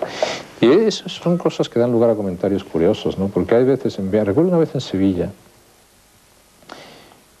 que yo fui a Sevilla, y me dice, ¿qué ha venido usted a Sevilla? Y digo, pues mira usted, a almorzar con un amigo mío que es Abelardo Linares, tiene una editorial fantástica, la editorial Renacimiento. ¿Y a qué ha venido usted? Pues a estar con Abelardo Linares y con un grupo de poetas sevillanos. Y no se lo creía, no, usted ha venido a otra cosa. Y digo, no, que le juro que no, que he venido a estar con Abelardo Linares, ¿no? Pues en Barcelona a veces me ha pasado eso, ¿no? Que llamo a alguna persona y dice, oye, ¿te importa que me interesa conocer o te importa hacer esta cena, no? Y luego salen algunos comentarios en la prensa de quién no estuvo, ¿no? Y es algo tan sencillo como eso, ¿no?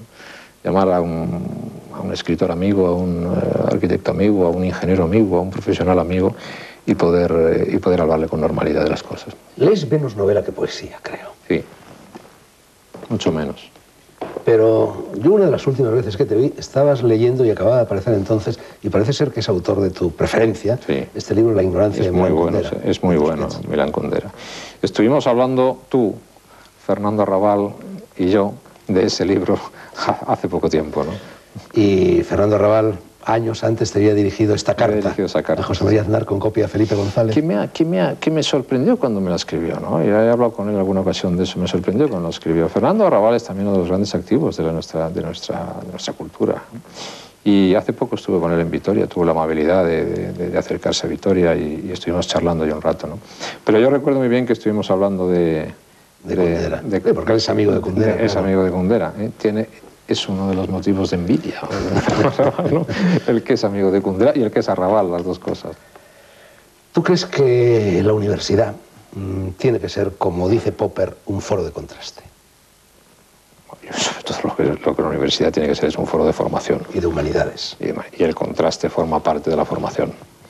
Yo creo que en España, sin necesidad de tocar la campanilla, pero en España nos hace falta hacer un esfuerzo de elevar la calidad de la enseñanza en general, de la enseñanza primaria, de la enseñanza secundaria y también de la enseñanza universitaria. Afortunadamente tenemos 1,5 millones de universitarios, tenemos muchas universidades, 60 y tantas universidades, pero tenemos que hacer el esfuerzo de la calidad, ¿no? Ese es nuestro gran reto, ¿no? Y espero que se entienda así, porque ahora nos vamos a meter en eso. Nos vamos a meter en eso, no con eso, no, en eso. Vamos a seguir ahora hablando un poco de estos temas serios y lindantes con la política, todo hay que decirlo, pero con la cultura. O sea que estamos autorizados, tanto tú, presidente, como yo.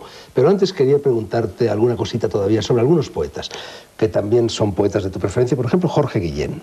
Sí. Yo no sé si usted viene de Valladolid o te venía ya de antes. Bueno, es que ayudé. Yo creé me vino a ver Claudio Guillén a Valladolid y con todo el tema del legado, Claudio Guillén hijo, con todo el legado de Pedro Guillén. Y allí se creó la Fundación Jorge Guillén y la Biblioteca Guillén.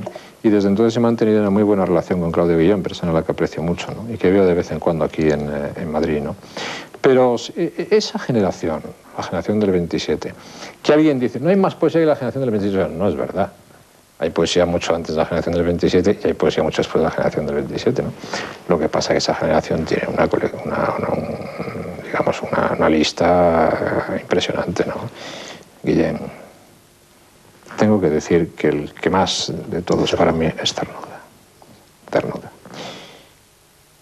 Poeta extraordinario Gerardo Diego. Poeta al que he releído muy recientemente porque me regalaron algunas antologías Vicente Alexandre. Hablamos ya de Rafael Alberti, con el cual tuve la oportunidad de visitar en el puerto de Santa María antes de morir. Ya hemos hablado de Federico García Lorca. Hay otros poetas como Emilio Prados, en el que recientemente se ha hecho un homenaje muy merecido y se han publicado unas antologías verdaderamente magníficas. Manuel Alto Laguirre, el cual también es un poeta excelente, ¿no? Es decir, todo eso es una colección de una generación verdaderamente extraordinaria, ¿no? Extraordinaria, ¿no? Pero de todos esos, el más conocido, admirado y sin duda de una calidad literaria extraordinaria es Federico García Lorca, ¿no? Digamos que el que a mí más me hace sentirme en mis preferencias intimistas es Luis Cernuda, del cual se celebra su centenario en el año 2002. Y espero que seamos capaces de celebrarlo como se merece. ¿Estimula la lectura un programa como este? Yo a veces tengo muchísimas dudas en el sentido que ahora te voy a explicar. Digo, no estaré ocupando pues un si tiempo... no hemos espantado a la gente... No digo un programa como este entre tú y yo, en general. Un programa como Negro sobre Blanco. Quiero decir, no, la pregunta va con miga. La miga es la siguiente. Está todo lleno, la cultura y la no cultura, de fanfarrias y de oropeles, de lo que se llama cultura de la cultura.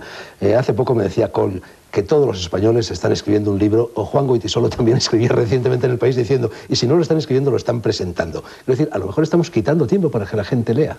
Bueno, pero una cosa es la literatura, una cosa es la cultura, una cosa es el placer por la lectura, y otra cosa distinta es que se publiquen muchas cosas que a lo mejor no se tenían por qué publicar. Y otra cosa es el negocio editorial, el negocio... No, yo creo que hay una cosa básica, Fernando, y es la educación, y es la enseñanza. La afición por la lectura o se genera en la niñez o no se genera. O se aprende en la niñez o no se aprende.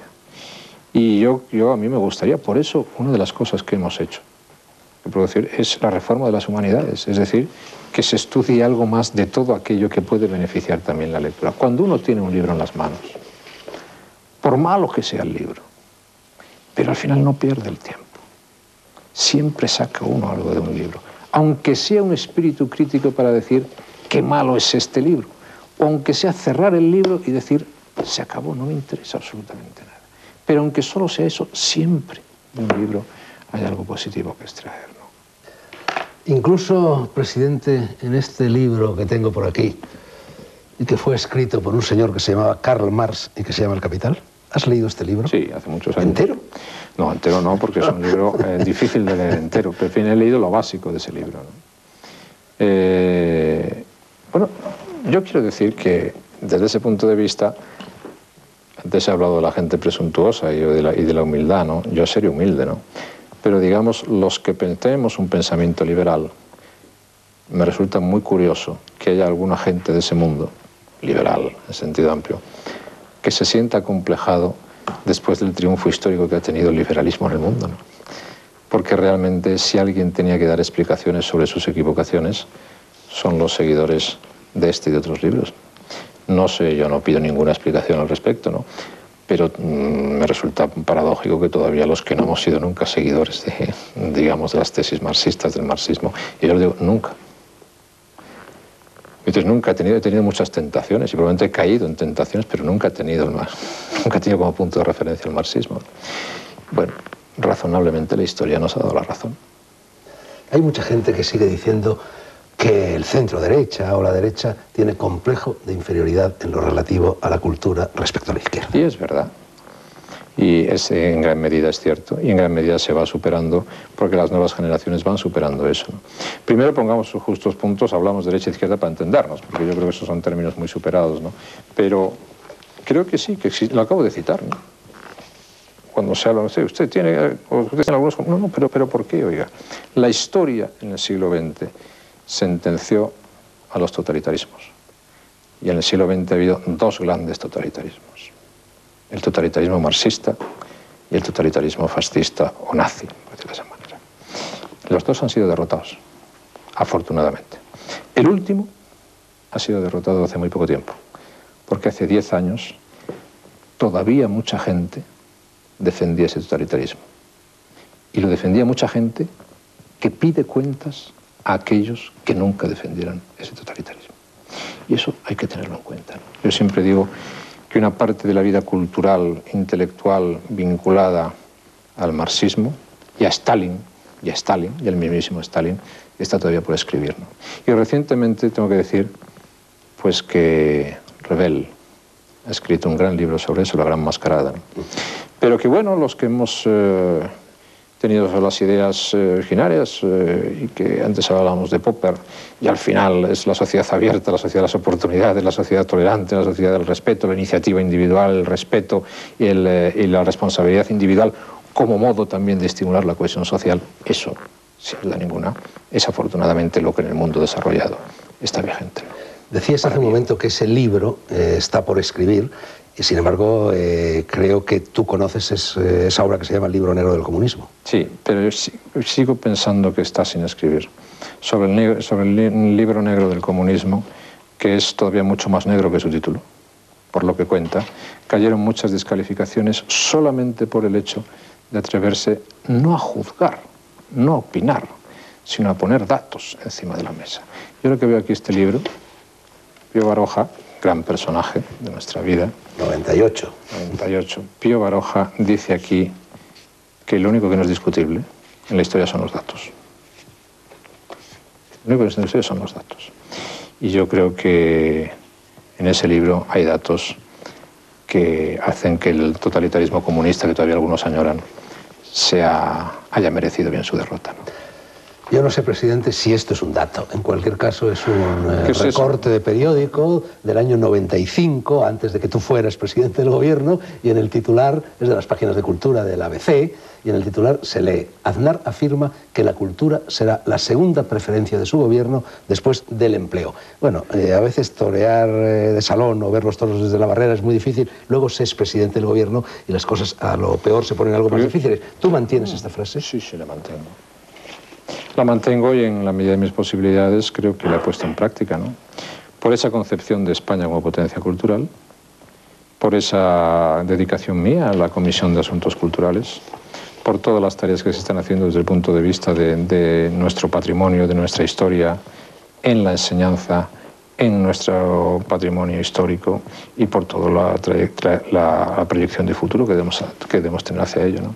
Yo estoy muy convencido de eso y voy a seguir en eso permanentemente, no tengo duda. Ahí están los grandes activos de la España de hoy y de la España de mañana, ¿no? El problema está en cuando nosotros mismos, en un país donde ya no se discute su pluralidad, nos negamos a aceptar nuestra raíz común y nuestro tronco común. Y ahí es donde existen los problemas. Y ahí es donde existe mucho desaprovechamiento de lo que significa ese caudal histórico colosal, ¿no?, de la cultura común española, ¿no? Y por eso uno de los 5 ejes vertebradores de un gran proyecto para España, de un proyecto profundamente de futuro para España, es justamente el saber preservar ese tronco común, ¿no?, ese caudal común cultural español que nos debe unir a todos por encima de interpretaciones, de matices o de diferencias.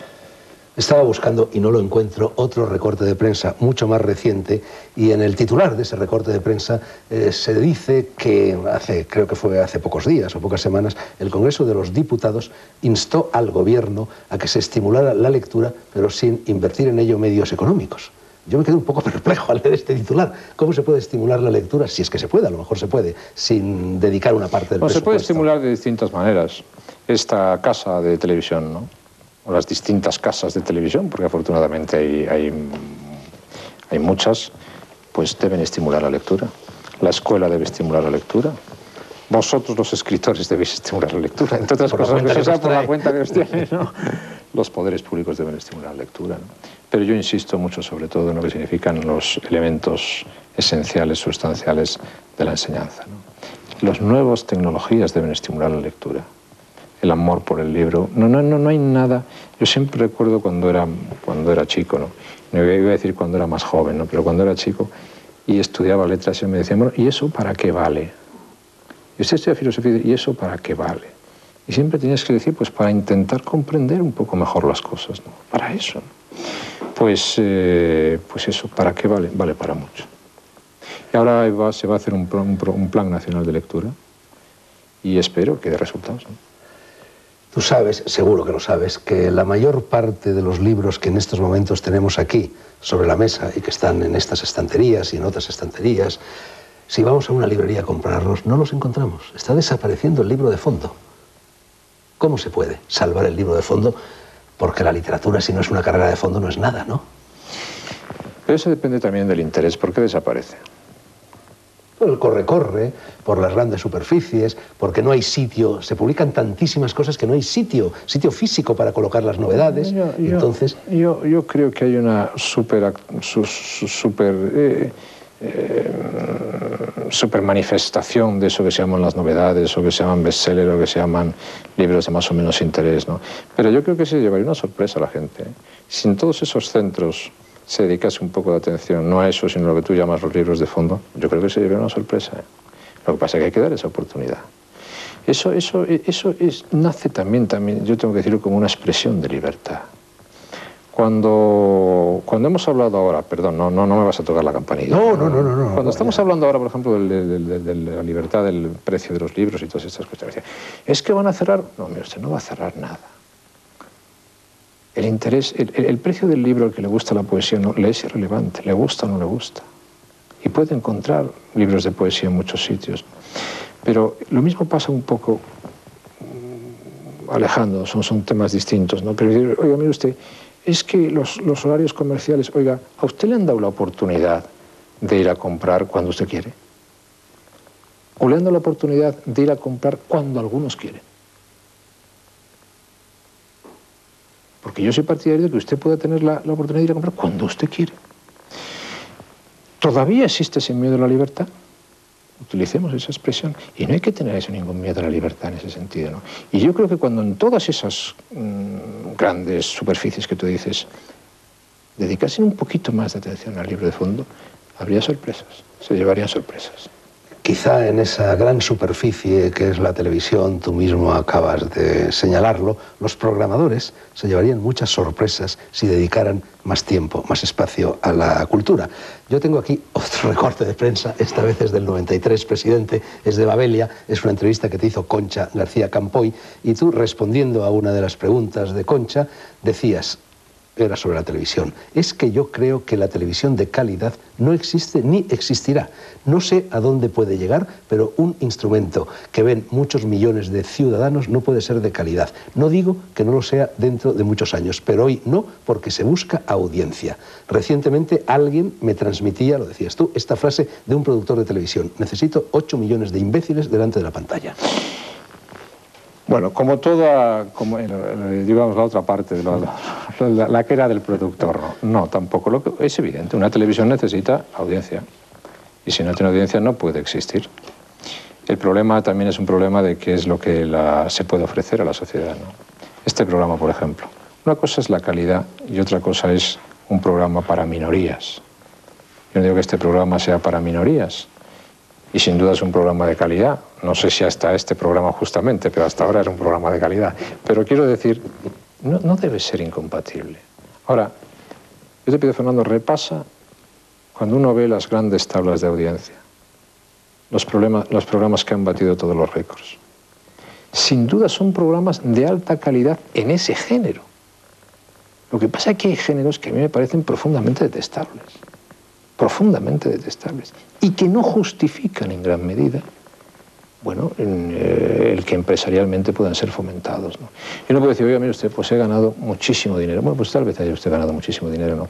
Pero yo creo que hay otras funciones, además de la de ganar dinero, que pueden ser ofrecer programas interesantes y de calidad, ¿no? Una constante demanda del sector del libro, y no se lo pregunto al político, ni siquiera al ciudadano, se lo pregunto al ex inspector fiscal.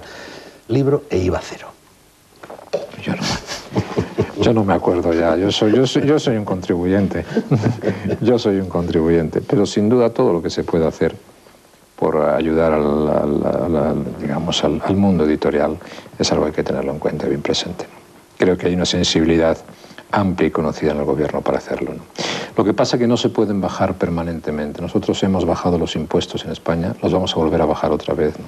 Pero no se puede bajar todo al mismo tiempo, como no se debe subir todo al mismo tiempo, ¿no? No se puede bajar todo al mismo tiempo. Pero yo creo que hoy, afortunadamente, las familias españolas, por la prosperidad económica, tienen más recursos para dedicarlos a comprar libros si quieren.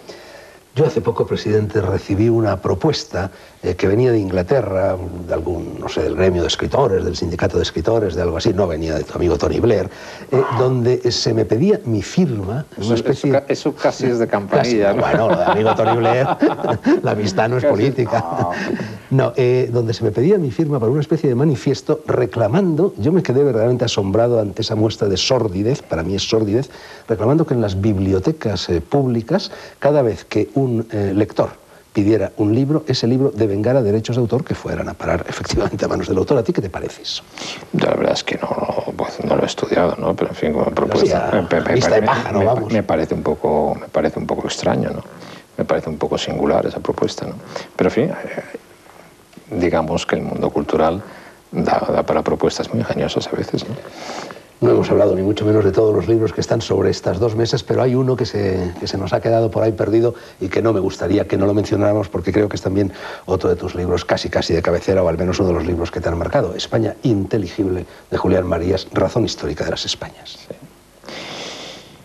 Ese es un libro por Julián Marías, uno de los, iba a decir discípulo, el mejor conocedor de Ortega, ¿no? Ahora que estamos también en años orteguianos, ¿no? Pero, y que es muy importante, porque en la España de hoy, que sobre todo tiene gran confianza en el futuro, la España de hoy, la España sin complejos, como yo digo, es una España sugestiva, es una España atractiva, es una España que merece la pena, es una España orteguiana, por decirlo de esa manera. Y ese libro es un libro que hace comprender España. Yo he releído ese libro últimamente, que es excelente, y he releído otro libro sobre España, que es magnífico, que son España, 3 milenios de historia, del profesor Domínguez, Antonio Domínguez, que es extraordinario. Domínguez Ortiz, acaba de cumplir 92 años, extraordinario. Creo. Lo quiero traer aquí a negro sobre blanco. Me hará muy bien, pues, hablar de ese libro, porque es un libro magnífico. Yo tengo que decir que Julián Marías es persona a la que aprecio muchísimo, y hace poco hablaba con él, con un gran amigo suyo, un gran personaje también español, con Pedro Leinentralva, ¿no? Las dos primeras personas a las cuales yo invité a almorzar, recién llegado aquí al Moncloa, fueron don Pedro Leinentralva y don Julián Marías. Y tuvimos una conversación que yo desde luego no la he olvidado, ¿no? Ellos tampoco, pero por otras razones yo no la he olvidado, ¿no? Y tengo un grandísimo aprecio personal. Y ese libro es un libro de los que merece la pena hojear, ¿no? Y el Julián Marías es un español, como yo digo, que se comporta también naturalmente. Es decir, que el ser español, dentro de lo que es su idea, su concepto de esa España que yo comparto plenamente, lo manifiesta con tal naturalidad y con tal acierto que es una delicia de libro. ¿A ti te gusta invitar de vez en cuando a escritores, a cineastas, a hombres de teatro aquí a la Moncloa? ¿Tú crees que eso, aparte de ser bueno para ti, aparte de ser bueno para los invitados, es bueno también para la política? No, yo les invito. Y el que viene aquí tiene una regla, ¿no? Que sabe que puede decir lo que le da la gana, ¿no? Mientras estamos almorzando, ¿no? Y no se entera nadie. No se entera nadie, nada más si ellos lo quieren contar. Yo nunca lo cuento, ¿no? Pero a mí me interesa conocerles, me interesa escucharles, me interesa que ellos también a veces me escuchen a mí y me puedan conocer a mí. Y lo hago regularmente. Prácticamente casi todos los viernes vienen personas del mundo de la cultura aquí, ¿no? Tengo que decir que si hay algunos que se extrañan, lo hago con toda normalidad y con toda naturalidad. Jamás le he dicho a nadie, oye, pues os pido esto, ¿no? O si quiero que comprendáis esto, que comprendáis lo otro, o me interesa conocer esto, lo de más allá, ¿no? Gente del mundo del cine, del mundo de la literatura, del mundo del teatro, del mundo de las galerías de arte, del mundo del arte, del mundo de la escultura, de la pintura, ¿no? De la música, de todos. Hemos hablado bastante de poesía, pero no hemos hablado nada de lo que, a mi juicio, constituye una de las grandes aportaciones de la literatura española al acervo universal de la cultura, que es la poesía mística. Juan de la Cruz, la poesía y la prosa, Teresa de Ávila, figuran esos autores también. Hombre, claro. Pero desde pequeño, además, ¿no? Desde jovencito, ¿no? San Juan de la Cruz y Teresa de Ávila son de las dos grandes expresiones, ¿no? Digamos que de ese terreno, primero San Juan de la Cruz, luego Teresa de Ávila, ¿no? Sí. Y esa es una de las expresiones más sublimes, ¿no? Digamos que en la galaxia que antes hablaba que brilla tanto, brilla con superioridad a los demás, en mi opinión, pues San Juan de la Cruz es la expresión más perfecta, ¿no? Yo también te lo preguntaba, pensando un poco en preguntarte a continuación si sigues yendo, como creo que ha sido tu costumbre durante muchísimos años, al menos un día al año al monasterio de Santo Domingo de Silos para buscar allí poesía mística, en definitiva. Sí, lo hago, todos los años. Y esto surtidor de sombra y sueño que acongojas el cielo con tu lanza, el ciprés, ¿verdad? Qué maravilloso es el ciprés, qué maravilloso es el claustro y qué maravilloso es ese poema de Gerardo Diego, ¿no? Sí, voy allí todos los años, ¿no? ¿Y te levantas con los monjes, vas a maitines? No, bueno, estoy con ellos como con ellos. Escucho sus lecturas, escucho sus cantos y hago tertulia con ellos. Salvo los viernes, por decirlo de esa manera, cuando me reúno con gente del mundo cultural, es la única tertulia que yo hago en el año. Yo tengo que decir que no tengo unas creencias muy tertulianas, ¿no? Probablemente por mi tendencia, por mi creencia en la intimidad, ¿no? ¿Y sigues poniendo gregoriano como música de fondo para trabajar? Sí. Gregoriano de Silos. Yo creo que eso puede tranquilizar bastante a los ciudadanos, ¿no? Que lo cantan maravilloso. Un presidente que toma decisiones escuchando gregoriano. Hombre, es más fácil tomar decisiones escuchando gregoriano que no escuchando bacalao, por decirlo de esa manera, ¿no? Presidente, estamos llegando al final. Tus silencios, largos, densos, tensos, se dice que los utilizas estratégicamente para desconcertar, cuando eso sea necesario, a tu interlocutor. Pero yo quería preguntarte sobre otra forma de callar que nada tiene que ver con la estrategia, sino con la sabiduría, la del Tao Te Ching. Quienes hablan no saben, quienes saben no hablan. Algo que está en flagrante contradicción con el ritmo, la moda y el modus vivendi de los tiempos actuales. ¿Qué te parece, Samar? Que tiene en gran medida mucha razón. Las personas que hablan poco, pues suelen ser muy reflexivas y muy observadoras. Y eso supone ventajas, ¿no? Pero yo no voy a hablar de las ventajas estratégicas del silencio, ¿no? Porque eso sería entrar en política y se tocaría la campanilla. Sí voy a decir de la necesidad en gran medida del silencio para que haya entendimiento. Yo creo que era Leonardo el que decía que donde no hay silencio no hay entendimiento, ¿no? Y el silencio es necesario para el entendimiento. Nada más que eso. Simplemente hay personas que pueden tener el gusto de estar permanentemente hablando, permanentemente opinando, permanentemente diciendo, permanentemente dando lecciones, ¿no? Usted y yo no. Siempre se ha dicho, a mí me gusta escuchar, bueno, a mí me gusta escuchar a veces. Otras veces escucho muchas cosas que no me gusten porque me critican, ¿no? Sino que yo creo que nos están diciendo cosas sensatas, ¿no? Pero el hecho no es solamente el gusto de escuchar, que eso es muy importante, sino fundamentalmente el saber que uno tiene que medir sus palabras y tiene que medir sus silencios y tiene que medir también sus reflexiones y sus actitudes. Y eso que yo creo que es lo relevante. A un gobernante se le pueden pedir muchísimas cosas, pero sobre todo una: que sepa lo que tiene que hacer, que tenga ideas claras, que tenga un proyecto definido y que ponga toda su voluntad para hacerlo. Y eso requiere reflexión, y requiere trabajo, y requiere dedicación, y requiere entendimiento. Y en gran medida eso es hijo, en muchas ocasiones, del silencio. Pero no solamente para hacerlo, perdón Fernando, sino para vivir cotidianamente. Porque una de las tareas más duras que tiene un jefe de gobierno, créeme, es el silencio. ¿Cuántas veces, rompiendo el silencio, me gustaría a mí poder decir lo que no puedo decir o lo que no debo decir? Y eso también es una disciplina del silencio. A lo mejor ahora, en el último minuto del partido, me das tú el campanillazo y me marcas un gol, pero bienvenido sea ese campanillazo. Acabo de hablar del Tao Te Ching de Lao Tse. Y Lao Tse, el taoísmo, dice que el político tiene que ser como el cocinero que fríe pescado y que apenas interviene en la cocción, en la fritura, para que los boquerones, los chopitos y las acedías salgan tan aéreas, tan ligeras, tan naturales, tan vivas como salen en las tabernas andaluzas. Eso es el liberalismo, no el de verdad, el profundo, el filosófico, el que se deriva del ejercicio de la libertad, de la responsabilidad. Sin la menor duda. Y además, si sale bueno, con un buen cocinero, tanto mejor. Última pregunta, de verdad. Dicen los programadores de televisión que en la televisión hay 3 franjas. Lo que llaman prime time, lo que llaman segundo prime time y luego una franja que llaman de prestigio, que en realidad es la madrugada. Están hablando en español, ¿no? Prime time, segundo prime time. Con el español castizo, Román Paladino, ¿no? Bueno, prime time, segundo prime time y franja de prestigio. No es mal de España, es mal de todas partes, pero en todas partes nos confinan a los programas culturales en esa franja de prestigio. Yo te aseguro, presidente, que de cada 3 personas que me paran por la calle para hablarme de este programa, y me paran muchas, 2 me dicen: no podemos ver el programa por la hora en la que se emite. Si fueras tú quien elaboraras la parrilla de programación, ¿adelantarías en ella los programas culturales? No te lo pregunto solo en nombre de Negro sobre Blanco, sino de los libros, de la mandrágora, de todos los programas Cualquier culturales. cosa que pueda decir yo, querido Fernando, será utilizado en mi contra y tal vez en la tuya. Porque si yo dijese algo y se adelantase el horario, entonces diría: ve usted cómo intervienes en televisión.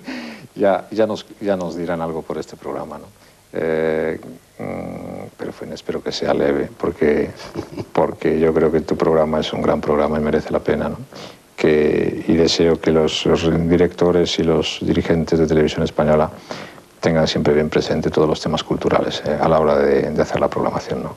Pero no serán mis labios ni mi lengua pecadora la que quiera hacer ninguna sugerencia en ese terreno. Dios te oiga, y los directivos de televisión también. Y el tiempo pasa, que es un primor, cantaba hace muchos años Raquel Meyer, presidente hora y media larga de cháchara. No podemos seguir, las redes de Eduardo Punset están a punto de envolvernos, ni yo puedo abusar aún más de tu paciencia, de tu cortesía y de tu tiempo. Sobra decir que todo mi equipo y yo agradecemos y no olvidaremos la deferencia que has tenido con nosotros y el empujón, el espaldarazo que tu presencia ahí supone para Negro sobre Blanco en particular y en general, y sobre todo, así al menos lo espero, para la literatura, para la cultura y para todos esos mínimos héroes anónimos de nuestro tiempo, que son los lectores. A ellos se dirige este programa y también a los que, sin ser aún lectores, podrían y deberían llegar a serlo. Leer, se lo aseguro, no es un suplicio, sino un gozo. Decía Pepe Hierro a propósito del libro en general, del libro con mayúscula. Irás naciendo poco a poco, día a día. Como todas las cosas que hablan hondo, será tu palabra sencilla. A veces no sabrán qué dices. No te pidan luz. Mejor, en la sombra, amor se comunica. Así, incansablemente, hila que te hila. Presidente, mi gratitud y mis mejores deseos para ti y para los tuyos. Gracias también a todos ustedes. La semana que viene seguiremos celebrando en negro sobre blanco la misa, la ceremonia, el ágape, el sacramento del libro. Buenas noches.